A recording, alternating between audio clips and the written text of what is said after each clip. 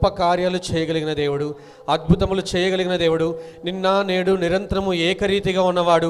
నీ బలమైన ఈ దినమున తగ్గిపోతుందేమో, కానీ ఆయనకున్నటువంటి బలము ఏ మాత్రము తగ్గదు. అదే దేవుని లేఖనాలు సెలవిస్తున్నాయి. నా జ్ఞానానికి మితి లేదు, నీ పైన ఆయన చూపిస్తున్నటువంటి ప్రేమకు, కృపకు, ఆయన శక్తికి అంతు లేదు.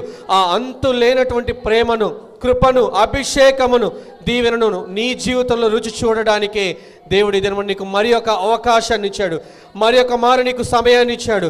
ఆ దేవుని మనపూర్వకంగా స్తుతించుకుందామా? ఆ దేవుని మనపూర్వకంగా ఆరాధించుకుందామా?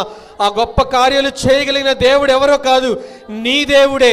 అబ్రహామును పిలిచిన ఆ దేవుడు ఈ దినము నిన్ను పిలుస్తున్నాడు. అబ్రహామును పేరు పెట్టి ప్రత్యేకించుకున్నటువంటి ఆ ప్రభువే ఈ దినము నిన్ను కూడా ప్రత్యేకపరచుకొని తన సన్నిధిలో నిలబెట్టాడు.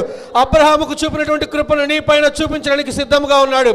శాశ్వతమైన ప్రేమతో దావీదుని ఏ విధంగా పిలుచుకున్నాడో అదే